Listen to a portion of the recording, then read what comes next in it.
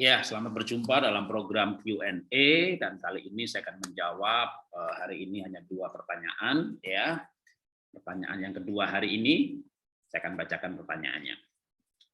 Saya dan suami beda pendidikan. Saya S1, suami SMA. Sejak usia 10 tahun ayah suami meninggal. Oh, berarti single parent cukup lama ya, dari sejak usia 10 tahun. Saya dan suami sama-sama 3 bersaudara, kami anak sulung, sulung ketemu sulung. Oke, apa? Dewasa ketemu dewasa.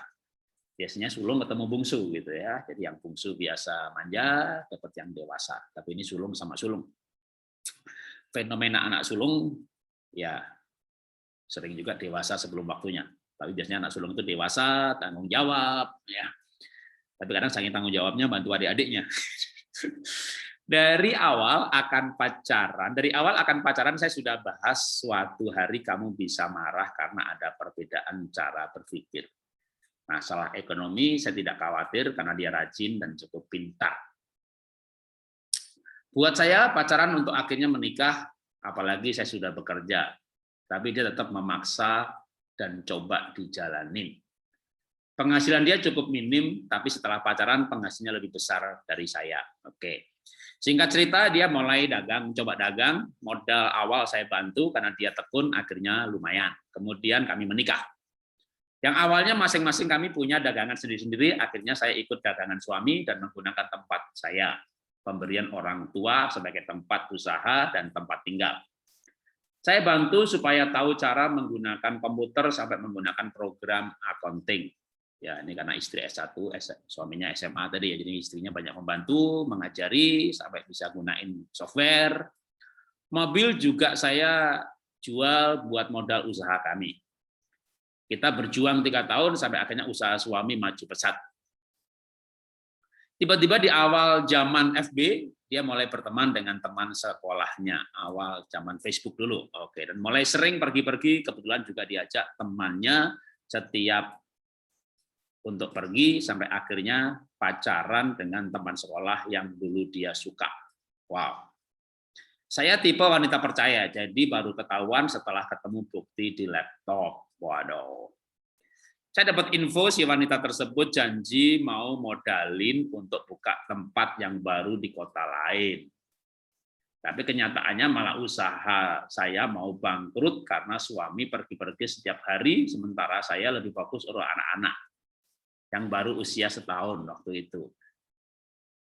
Karena kita udah sepakat setelah hamil saya akan fokus ngurus anak sampai 5 tahun baru saya mulai kerja lagi. Akhirnya dia stop setelah 1 tahun. Saya berjuang supaya bisa ada tambahan dana dan akhirnya saya coba sarankan untuk kembangin ke item-item barang yang lebih sesuai dengan kebutuhan pembeli dan usaha kami bangkit kembali. Saya ada kenalan programmer, akhirnya usaha kami dikembangkan dengan lebih rapi, sistematis, dan menggunakan website, jadi kita bisa jual online juga. Akhirnya barang kami tersebar di seluruh Indonesia, setelah itu saya kasih kesempatan suami untuk bekerja sendiri, saya hanya membantu saat dia perlu bantuan, karena saya tahu pasti dia akan marah dan anggap saya mau atur dia. Bahkan kalau ada keputusan yang salah, dia bisa menganggap saya sok pintar. Apalagi dengan tipe perfeksionis dan emosionalnya. Satu perahu hanya ada satu nakoda saja. Setelah itu usaha maju, bahkan sempat usaha jadi 2 dari sebelumnya, 2 kali lipat dari sebelumnya. Tiba-tiba suami pacaran lagi, dan ini dengan pegawai. Waduh, kambuh lagi. Dan dia anggap bisa dipercaya yang sebelumnya sering dia bodoh-bodohin, dimarah-marahi habis-habisan, sempat mau dipecat, tapi malah akhirnya bisa dipercaya, terus pacaran sama dia. Aduh. Saya tahu dari karyawan-karyawan yang cerita ke saya, kalau mereka karena kasihan sama saya. Saya tanya mereka berdua, tentunya tidak mengaku, tapi sepertinya mereka mulai berhenti. Oke, berhenti lagi. Dan setelah itu, karena supplier kami meminta pembayaran cash, kami kelabakan. Dan akhirnya usaha kami goyang kembali, dan berusaha lagi cari tambahan modal. Maju lagi, wah ini kayak ceritanya maju mundur. Kayak yoyo usahanya.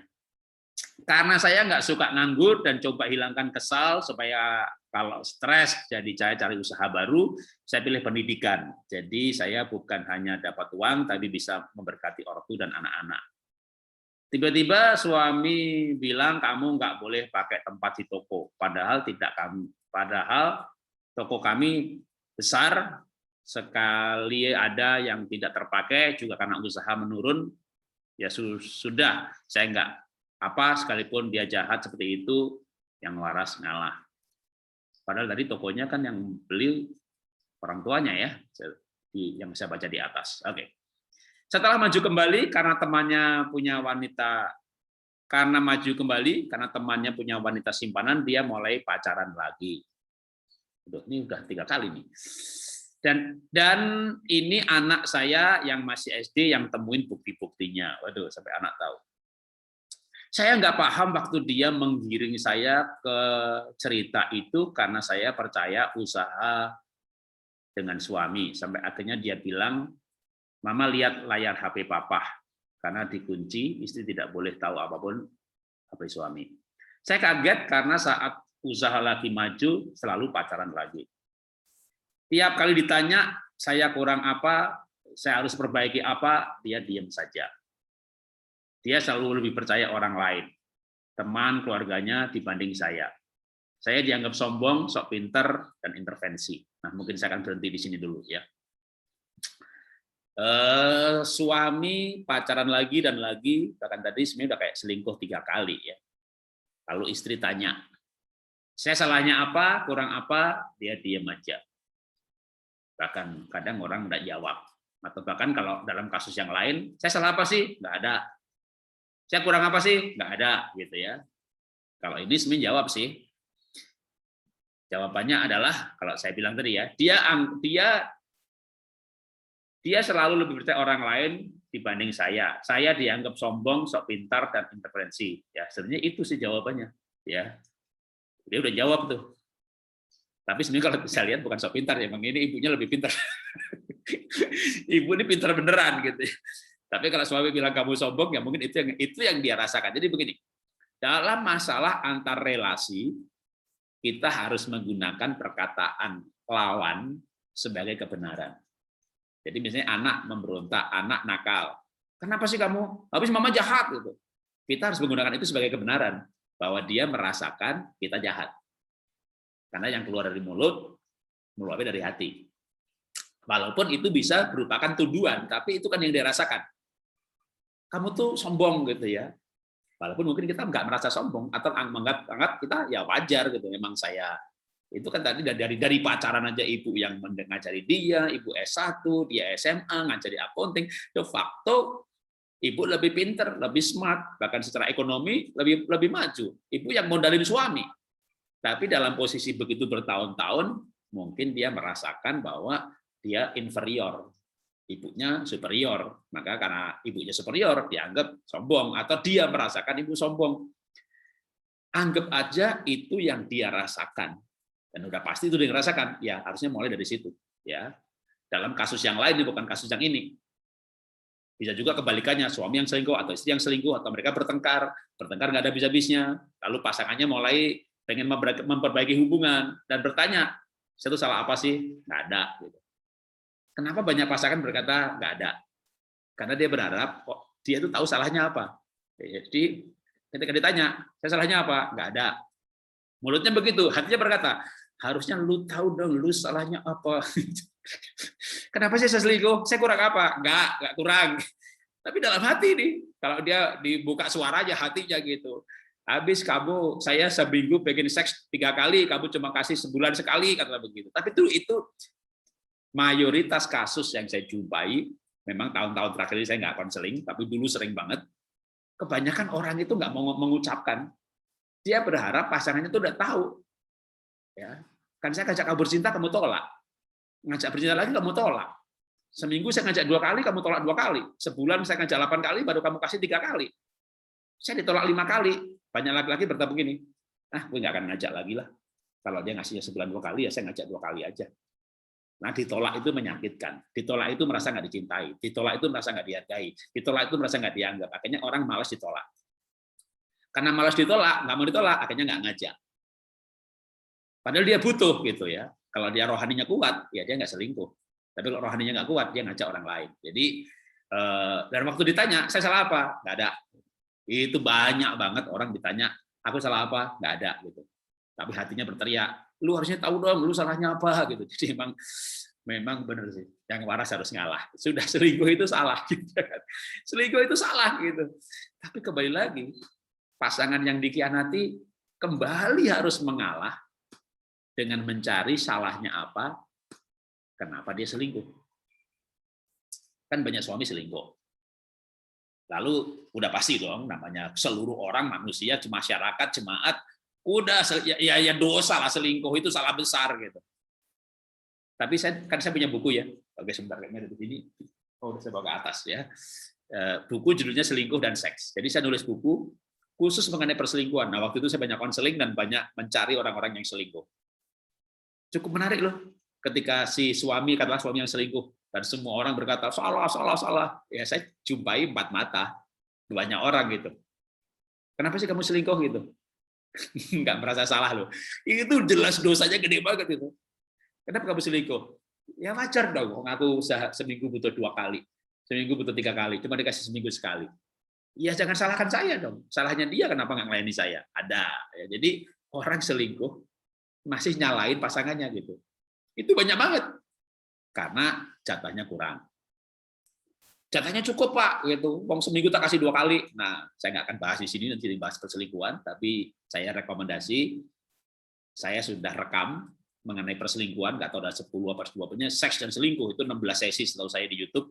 Saya pernah post di grup juga, itu link-linknya. Kalau mau dicari, selingkuh, Jarod Wijanarko, atau seks, itu ada lebih dari 15 episode di YouTube.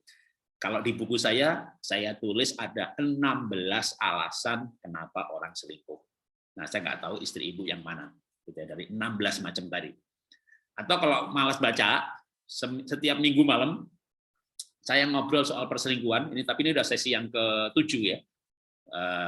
Itu dengan IG Live, tapi nanti rekamannya bukan di IG saya, di IG-nya Tanya Mentor. Jadi dulu sempat 2 kali di IG-nya Pak Anton Teddy, tukang jalan-jalan, ya Anton Teddy itu yang punya TX Travel, sahabat saya. Lalu setelah 2 kali di IG-nya Anton Teddy, sekarang pindah di IG-nya Anton Teddy juga, tapi yang namanya Tanya Mentor. Yaitu hostnya Pak Anton Teddy, lalu dia tanya aneka mentor, aneka tema, dengan saya selingkuh, itu sesi yang ke-7.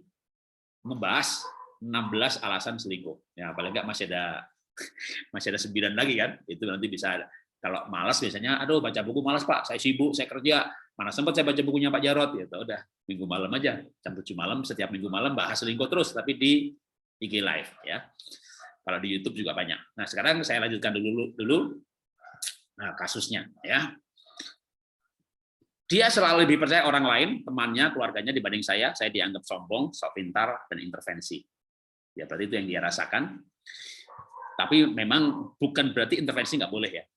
Walaupun dia merasa ibu sombong, pintar, sok pintar, menurut saya ibu betul-betul pintar.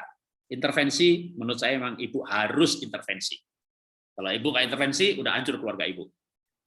Bisnis dia sukses, maju, dia selingkuh, jatuh usahanya. Begitu bangsa Israel, begitu menyimpang dari Tuhan, diajar, malapetaka, gagal panen, bertobat lagi, balik lagi.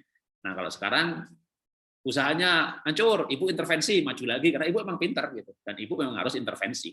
Jadi istri itu penolong. Ketika kapal mau karam, kita diemin aja, biarlah suami kan nahkodanya, ya kebalik itu kapal. Jadi istri intervensi itu boleh karena dia penolong untuk menolong menyelamatkan ekonomi rumah tangga. Kalau masalah intervensi lalu dia itu menganggap sebagai kita salah, sebenarnya enggak ya. Nanti kalau dia bertobat pasti dia akan sadar bahwa itu ibu tidak salah gitu. Tapi intervensi itu harus. Tinggalkan masalah kalau soal sombong itu kan sikap ya. Itu pasti bisa dibetulkan. Tapi intervensi yang harus tetap harus. Menurut saya bukan hal yang harus minta maaf. Jadi kita bisa memisahkan mana yang benar, mana yang bahkan tindakan yang benar, tapi kalau itu sikap kan sikap bisa dibetulin dengan caranya. Oke, saya lanjutkan lagi. Bingung juga karena usaha saya biarkan dia kelola sendiri, kalau mau jatuh baru saya mulai bantu, itu pun sesuai permintaannya. Ya harusnya dengan 3 kali 4 kali seperti ini harusnya dia sadar ya bahwa ibu sebenarnya gini, suami istri itu sebenarnya tim ya. Memang ada banyak orang yang senang kongsian sama orang lain. Ya kalau saya punya, kecuali sekolah hipnolikit itu istri yang kelola. Saya nggak campurin juga supaya tadi kalau 2 nakoda agak ribet. Jadi istri saya full tangani. Tapi kalau butuh apa-apa baru saya bantu.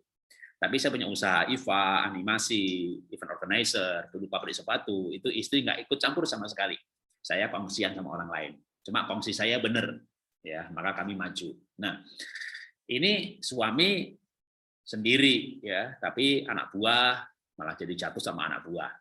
Begitu mau bangkrut, ibu bantu, sukses lagi. Harusnya dengan 3 kali pengalaman itu sadar ya, udah Bapak Ibu jadi tim aja, harusnya satu usaha ditangani bareng-bareng. Tinggal dibagi tugas saja, nanti misalnya marketing siapa, accounting siapa, pemasaran siapa, beli barang siapa, ngatur pegawai siapa. Jadi menurut saya dengan pengalaman udah jatuh bangun begitu, bukan intervensi lagi, memang nyebur aja bareng usaha bersama. Itu kalau saran dari saya sih. Saya sadar kalau saya berbeda pendidikan dan ekonomi, jadi selalu berusaha di belakang. Dia jatuh bangun tidak masalah supaya tidak merasa direndahkan. Saya sekedar kasih masukan saat dia bahas kerjaan. Sebenarnya udah bijaksana banget seperti ini gitu ya, itu aja masih dianggap intervensi. Atau memang malah secara profesional manajemen perusahaan itu dikelola bersama.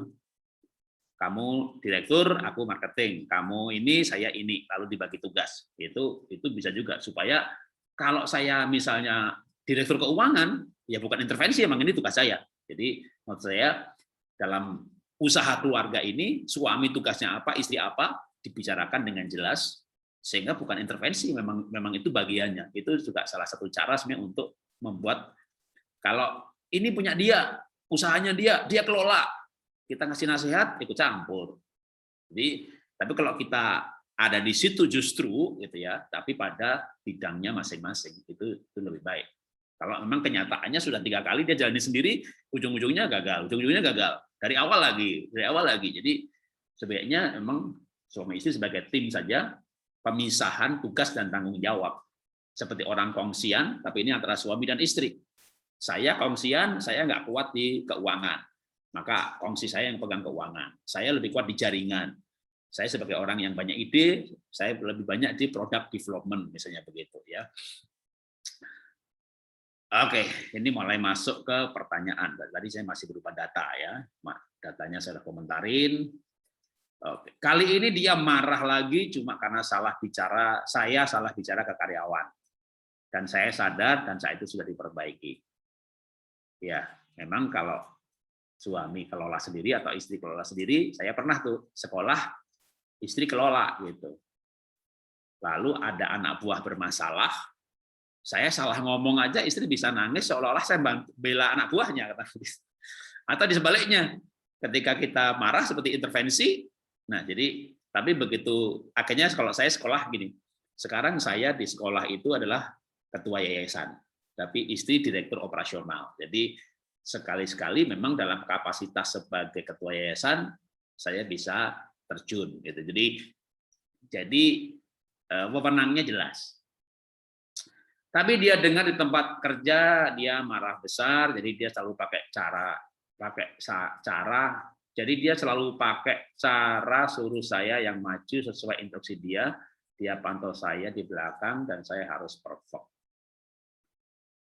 Apa karena minder ataupun single parent sekolah SD saja, keluarganya tipe emosional, tapi untungnya dia dan ibunya penakut, jadi dia sering menghinakan orang lain untuk membalas kemarahannya.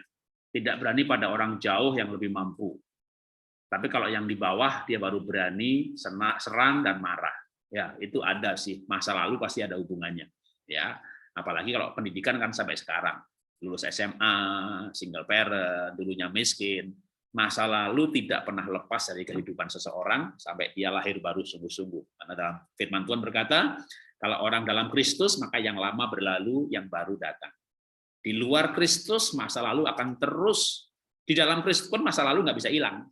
Ya, karena itu sebuah file. Otak kita nggak ada fungsi delete, tetapi bisa menguasai diri untuk menggunakan masa lalu sekedar sebagai data.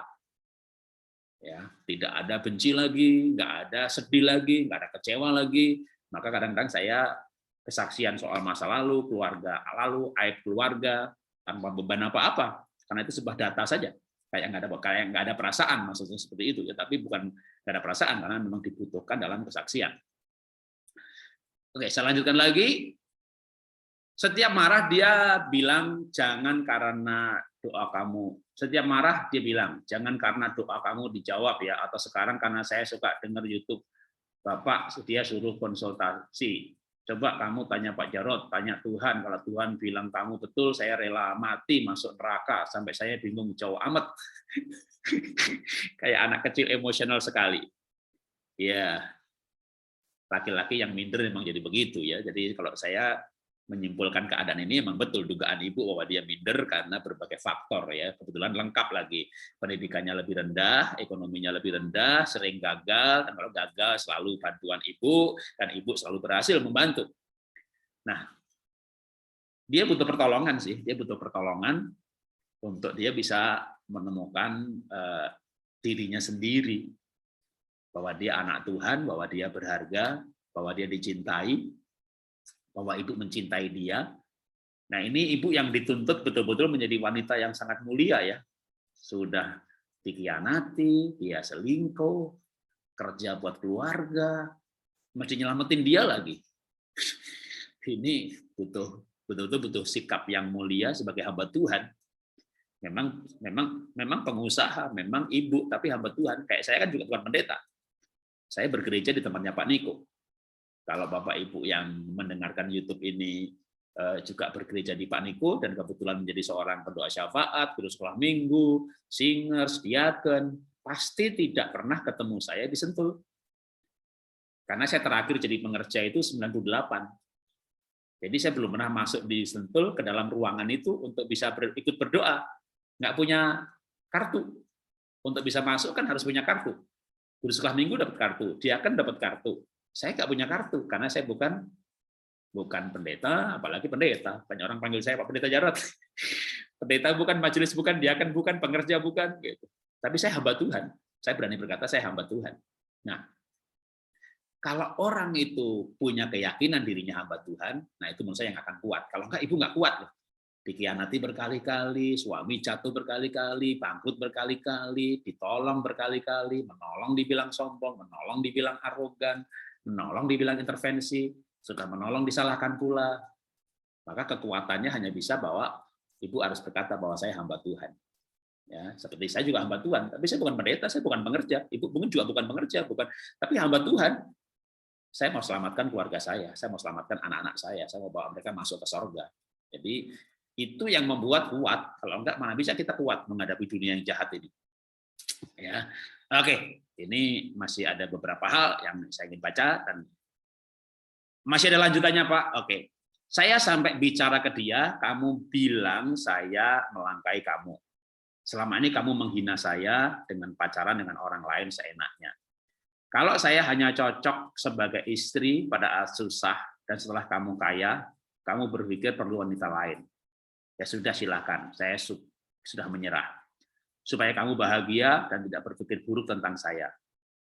Kalau nggak happy lagi, saya sudah silakan, tapi jangan sampai anakmu tahu. Karena kalau kamu pacaran anakmu tahu duluan, karena saya percaya kamu tidak pernah curiga, walaupun tanda-tandanya jelas. Ya, ini istilahnya nih, menurut saya sampai ibu ini istilahnya tuh merelakan ya. Kalau mau pacaran, mau selingkuh, silakanlah, jangan sampai yang penting anak tahu. Kalau saya sih udah tahu gitu. Tapi menurut saya juga enggak sih ya. Dalam arti ya jangan sampai suami selingkuh, jangan sampai suami jatuh dalam dosa. Ketika anak-anak tahu juga itu berbahaya buat anak-anak. Anak-anak akan kecewa dengan bapaknya, dan nanti anak-anak juga akan mendapat nilai hidup bahwa oh selingkuh itu boleh. Jadi kalau sampai anak sudah tahu, ya ajari anak juga untuk bersyafaat buat orang tuanya, papahnya, itu akan papa bahwa itu nggak baik, tapi kamu tetap harus hormat kepada papa. Kalau papa suruh kamu belajar, ya kita doakan supaya papa terima Tuhan dan dia tidak berbuat dosa lagi. Jadi menurut saya, nah inilah hidup yang sangat sulit. Ya, hidup yang sangat sulit karena kita harus tegar sebagai seorang hamba Tuhan, dalam posisi sebagai hamba Tuhan. Yang kita percaya Tuhan, kita punya kekuatan dari Tuhan, kita tahu itu dosa, tapi kita melihat perbuatan dosa di depan kita. Nah, kalau kita untuk selingkuhnya, menurut saya ibu tetap boleh tegur. Ya, untuk soal usaha, kalau mau ngasih kesempatan lagi nggak apa-apa. Ya, kalau nggak mau solusi bahwa ini kita sudah berkali-kali loh, 4-5 kali atau 3 kali usaha ini pernah gagal dan saya bantu maju kembali. Gimana kalau kita jadi satu tim saja? Ya, apa yang bagian yang bagi saya menurut Papa, aku cocoknya di situ, aku di situ aja. Seperti kamu punya manajer keuangan, saya akan atur keuangan, nggak yang lain. Atau menurut saya aku ini cocoknya marketing, ya marketing aja. Ya, udah anggap aja seperti itu. Anggap aja aku pegawaimu, udah karena begitu. Itu kalau menurut saya dari sisi usaha itu terbaik. Ya, kalau bisa begitu menurut saya terbaik. Itu untuk kedepannya saya dengar cerita begini saya lebih yakin. Ya, bahwa usahanya akan maju ketika ditangani berdua daripada bapak usaha sendiri, ibu usaha sendiri. Ya, kalau bapak mau ditarik ke usaha ibu yang memang lebih gede, lebih maju, lebih untung gitu ya kasih dia kedudukan terhormat. Ya, atau misalnya sekarang ini udah terlanjur Pak, bapak suami saya ada usaha dan saya juga ada usaha. Oke, tawarkan aja ke usaha yang suami tadi, kasih saya posisi yang menurut kamu memang saya pas di situ dan kalau saya melakukan itu berarti bukan intervensi. Termasuk nih misalnya nih, ya, oke kalau gitu kamu bagian HRD, suaminya nggak mau marah-marah sama pegawai, biar dia dikenal sebagai orang yang baik, gitu ya. Kalau saya di kantor kan saya nggak pernah marah. Jadi anak buah bilang, Pak Cironto orangnya baik banget, gitu. Tapi kalau ada masalah kan perlu dimarahi. Jadi saya punya pegawai yang saya gaji untuk marah. Dan di kantor itu juga ada yang tak suruh marah gitu ya, pegawai kita kan sampai 200-300 orang banyak gitu. Jadi saya punya pegawai kamu yang marah begini. Jadi orang itu Pak, saya sampai dibilang jahat Pak begini. Ya kamu dibayar buat itu. Kamu jangan bilang kalau saya nyuruh loh ya. Kamu bilang bahwa saya sebagai manajer, saya dipercaya mengelola usaha ini untuk saya tegakkan peraturan begitu ya. Kalau Pak Jarod kamu pulang lebih awal mau pelayanan dikasih, berangkat lebih terlambat juga nggak marah. Saya harus marah gitu karena saya yang menertibkan gitu. Kamu harus bilang saya yang menertibkan. Jangan bilang saya disuruh Pak Jarod, jangan ya. Jadi memang saya di belakang layar. Itu saya ada pegawai yang saya gaji untuk begitu gitu. Nah, termasuk juga misalnya tadi dalam bidang suami saya itu nggak berani misalnya kalau sama yang tadi sama yang miskin sama yang bodoh dia berani ya. Kalau sama yang pinter enggak. Saya pernah ketemu nih ya suami istri usaha, suaminya ini lebih lembek, lebih kalem tapi teliti. Itu sampai istrinya itu apa? Debt collector. Istrinya itu yang berani, yang namanya nagih itu sampai luar kota, luar pulau itu nagih itu istrinya. Kebetulan dia pabrik ya, jadi pegawainya 3.000 orang. Demo buruh loh, suami menghadapi nggak berani itu demo buruh, istri yang berani karena juga dia pikir kan mana mungkin saya marah-marah lalu buruhnya tonjok saya. Jadi istrinya lebih galak gitu, gua demi demo buruh dia berani loh maki-maki itu. Kalian itu begini. Pak Jarod, saya ini jadi debt collector, Pak. Dan karena suami saya nggak bisa, Pak, tapi saya sedang dengan tugas itu. Nah, dia sedang, masalahnya dia bahagia dengan tugas itu, dan suaminya setuju. Saya ketemu suaminya makan bareng gitu, Pak. Gimana rasanya punya istri debt collector, Pak? Habis gimana, Pak? Nah, saya nggak berani, Pak. Dia orangnya berani. Ya, tapi ada plus minusnya, Pak. Ya adalah Pak Jarod, suami saya kan dominan banget gitu ya, emang dominan. Kalau nggak dominan mana ada jadi debt collector. Tapi itu akhirnya suami istri sepakat. Punya pabrik ini, pokoknya bagian perburuhan kamu, nagih kamu, istrinya malah gitu ya. Ini ya nggak apa-apa, gimana bisa memang dia cocok begitu gitu ya. Nah, kembali lagi keadaan yang tidak mudah. Tapi gini, hidup ini mesti yang benar-benar, yang salah-salah. Dalam arti selingkuh ya pasti jangan gitu ya. Tapi kalau dalam arti begini, saya siap mental untuk kalau dia selingkuh pun saya nggak marah, nggak minta cerai, itu beda cerita ya. Bukan mentolerir, tapi menyiapkan hati yang terburuk. Tapi tetap harus berjuang dipulihkan. Ya tentu kan semuanya orang pengen dipulihkan, tapi kalau keadaannya belum. Kalau dia selingkuh berkali-kali, menurut saya udah pasti nggak lahir baru. Ya, ada pendeta juga selingkuh, ya walaupun pendeta tapi nggak lahir baru. Jadi saya sering menyarankan fokuslah untuk menyelamatkan nyawanya. Ya, begitu dia lahir baru sungguh-sungguh, kalau dia ngerokok akan berhenti ngerokoknya, kalau dia judi berhenti judinya, kalau dia selingkuh berhenti selingkuhnya. Tapi dengan lahir baru terutama dia akan merasa berharga di hadapan Tuhan, dan itu membuat dia yang minder karena beberapa hal, gitu ya, dengan mudah hilang. Saya aja lahir baru, tapi saya orang Jawa, miskinnya minta ampun, tinggal di rumah gedek, rumah itu pun bapak saya jagai tanahnya orang lain. Waktu kuliah, saya tinggal di pinggir Sungai Ciliwung, rumah liar. Pacar saya orang Tionghoa, cantik, keluarga berada, ekonominya mampu. Waktu saya menikah, istri saya gajinya 4 kali saya. Saya yang sudah lahir baru saja, saya pernah merasakan bagaimana mindernya jadi laki-laki. Punya istri sukses, berhasil, karirnya lebih tinggi. Cuma waktu itu karena saya lahir baru, saya berpikir positif. Tuhan, aku imam, aku kepala keluarga. Berkati saya Tuhan. Suatu saat saya akan bisa bilang kepada istri, kamu keluar dari pekerjaan, kamu bantu saya. Ya nggak cepet sih saudara. Itu 8 tahun setelah menikah. Akhirnya saya usaha diberkati dan saya bisa bilang sama istri, kamu keluar dari perusahaan, kamu kelola Happy Holy Kid, dan saya buka usaha lagi yang lain. Jadi malah sebelumnya saya sudah punya usaha yang lain namanya IVA. Ya, lalu buka Happy Holy Kid. Waktu itu baru 8 cabang. Istri saya kelola, sekarang kita ada 66 cabang di Indonesia ini. Nah, itu istri saya yang pegang, yang membuat dari 8 sampai 66.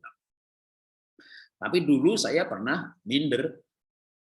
Tapi karena saya punya fondasi, saya hamba Tuhan. Jadi dulu waktu kuliah pun saya berkata saya hamba Tuhan. Karena saya ketua persekutuan, saya melayani. Nah, sekarang suami tentunya belum. Kalau dia melayani, mana mungkin dia selingkuh. Nah, ibu yang walaupun nggak pelayanan dalam arti formal di gereja, gitu ya. Saya juga nggak pelayanan formal, tapi saya selalu berkata bahwa saya hamba Tuhan, saya hamba Tuhan, saya hamba Tuhan. Hamba Tuhan adalah menegakkan firman Tuhan, menegakkan nilai-nilai. Sambil kalau saat ini keadaan tadi, suami selingkuh, gitu ya. Dulu kalau saya kebetulan istri oke, anak tidak moral tapi hampir nggak naik kelas, game adiktif pernah. Kalau adik saya ya narkoba, nggak lahir baru. Tapi itu semuanya adalah lingkungan yang harus saya pulihkan. Tentu saya tidak bisa menutup mata, akhirnya adik saya udah gede, udah nikah juga, narkoba ya terserah. Ya nggak bisa, saya berjuang untuk memulihkan. Saya bilang sama istrinya, ini adik saya, suami kamu, harus dipisahkan dari lingkungan. Kamu berani nggak, tega nggak, ya kuat nggak untuk sementara suamimu tak bawa ke Jakarta, gitu ya. Ya supaya dia putus dengan lingkungannya. Saya bawa ke Jakarta, ganti istri saya yang stres. Orang narkoba itu kan bisa bikin mujizat gitu kan, yang ada menjadi tidak ada. Kemarin TV ada, kemarin radio ada, kok sekarang nggak ada gitu, dijual. Jadi ganti istri yang stres.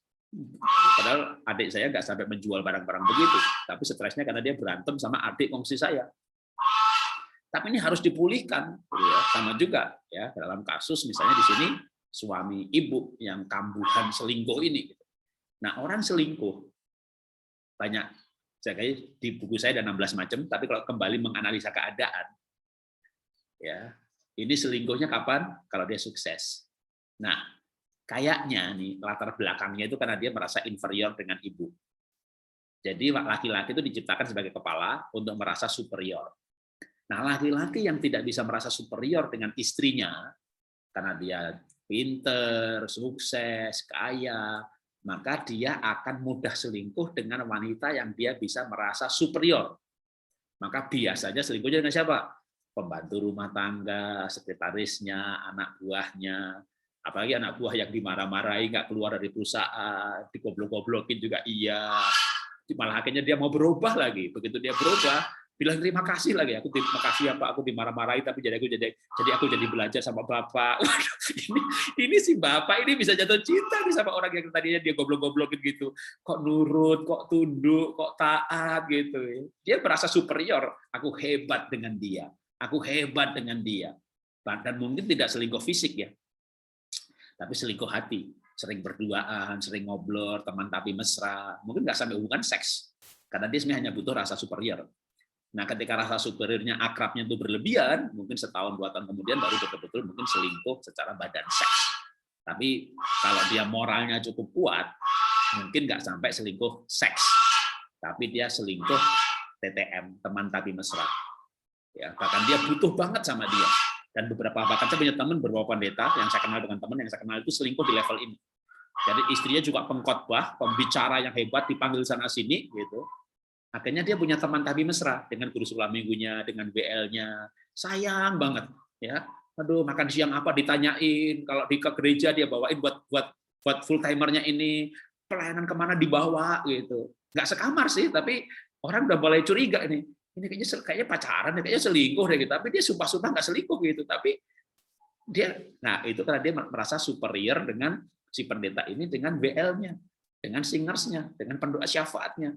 Dia bisa merasa superior banget gitu. Wah, kan dia kayak kakak rohaninya gitu kan, kayak pembina rohaninya. Sedangkan sama istrinya KKR, ibu bapaknya pengajar bukan KKR. Itu istrinya dengar suara Tuhan. Wah, orang aja bisa ngelihat istrinya lebih rohani nih. Di level seperti itu saja suami bisa selingkuh hati, teman tapi mesra. Nah, kalau sekarang suaminya nggak rohani, tentu tingkat perselingkuhannya lebih tinggi, karena kalau pendeta kan ada rem moralnya kuat, tapi dia selingkuh hati. Nah, sekarang yang bukan pendeta, bukan hamba Tuhan, dia selingkuhnya lebih jauh lagi, gitu ya, mulai pegang tangan, rangkul-rangkul, dia care banget, pergi berdua, ngobrol bareng, tapi masih mungkin nggak seks, kalau dia masih punya moral kuat. Atau dia hanya seperti kayak begini, istilah itu manas-manasin istri. Ya biar kamu tahu ya, saya jadi ya sebenarnya kayak pengen dia pengen ibunya cemburu gitu. Ibunya nggak cemburu ya, terserah kamu lah kalau kamu bahagia. Bu, ibu harus cemburu Bu, biar suami itu merasa bahwa ibu cinta dia, ibu sayang dia gitu ya. Kadang-kadang itu ada orang itu pengennya manas-manasin pasangannya, yang dipanasin nggak panas-panas karena kebaikan gitu. Jadi ibu harus ada rasa cemburu juga, tapi nggak cemburu buta, lalu dengan cemburu itu ngamuk-ngamuk, batasin suami nggak boleh pergi, nggak boleh berdua gitu. Jadi menurut saya ibu nggak boleh pasrah sampai kayak ya terserah kamu lah Pak, kalau kamu mau selingkuh ya selingkuh lah. nanti saya khawatir bapak jadi mikir yang lain. Kenapa jadi begini ya? Kok dia kayak nggak cinta, apa dia sudah nggak cinta saya ya gitu. Jadi emang orang itu kadang dunia ini ada yang aneh-aneh ya. Dia pengen istrinya cemburu. Dia pengen tahu istrinya cinta aku apa enggak gitu. Jangan-jangan dia nggak cinta aku gitu. Jadi padahal kan ibu udah mendidikai dia, pasti ibu cinta dia dong. Tapi sekali lagi banyak orang tuh berpikir berbeda seperti yang kita pikirkan. Jadi tetap maka ibu harus sebagai hamba Tuhan, dan ibu juga sebagai istri yang cemburu kalau suami terlalu dekat sama orang lain. Cuma bedanya orang lain dengan cemburu itu lalu posesif ya, kemana pergi suami ditanyain melulu gitu. Tapi ibu memberi kesempatan dia tetap pergi, tetap jalan. Tapi begitu dia mesra sama orang lain, ya ibu boleh cemburu dalam arti ya aku ini istrimu Pak, aku nggak mau kamu mendua hati. Aku punya kamu punya saya. Jadi tetap itu cemburu yang terkendali, di mana ibu mengungkapkan cinta. Karena tetap orang butuh dicintai. Ya. Orang bisa selingkuh menjadi-jadi karena dia merasa nggak butuh dicintai. Jadi tetap menurut saya itu disinilah tidak mudah ibu ya, karena ibu butuh kedewasaan. Antara kepasrahan sudah terserah kamu lah mau selingkuh gitu ya, tapi tetap pasrah dalam arti bukan kamu selingkuh enggak ya, pasrah dalam arti Tuhan, aku siap untuk menunggu sampai dia pulih. Tapi ketika menghadapi pasangan kambuh, tetap harus diungkapkan bahwa aku istrimu, aku cinta kamu, aku nggak rela kamu berbagi. Jadi menurut saya itu sikap yang untuk tetap terus bisa dipertahankan, ya tidak mudah, tapi saya berharap ini menjadi insight. Saya ingin mengakhiri kita pertanyaan yang kedua hari dengan doa. Tadi yang pertama saya nggak berdoa, padahal filenya dipotong gitu. Kita akan berdoa bersama-sama. Tuhan, terima kasih untuk hari ini kami boleh menjawab 2 pertanyaan, dan ini pertanyaan yang kedua hari ini yang kami bahas.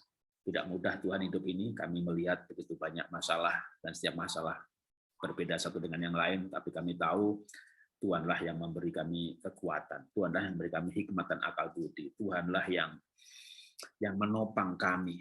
Tanpa Tuhan kami nggak kuat, Tuhan. Tanpa Tuhan kami nggak sanggup.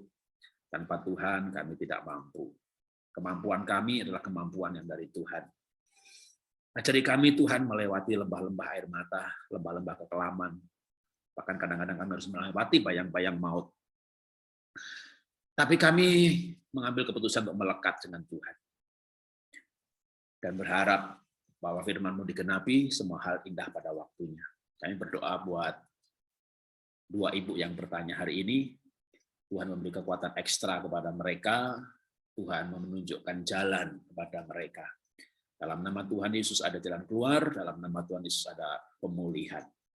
Biar kami boleh menceritakan perbuatan Tuhan yang besar, perbuatan Tuhan yang hidup, Tuhan Abraham, Ishak dan Yakub, yang mengirim firman menjadi manusia, Mesias, Juru Selamat, Tuhan Yesus, Tuhan atas hidup kami. Nyata dan ada. Terima kasih Bapak, kami membawa permasalahan kami dan pembicaraan kami kepada Tuhan. Amin. Ya, Tuhan memberkati.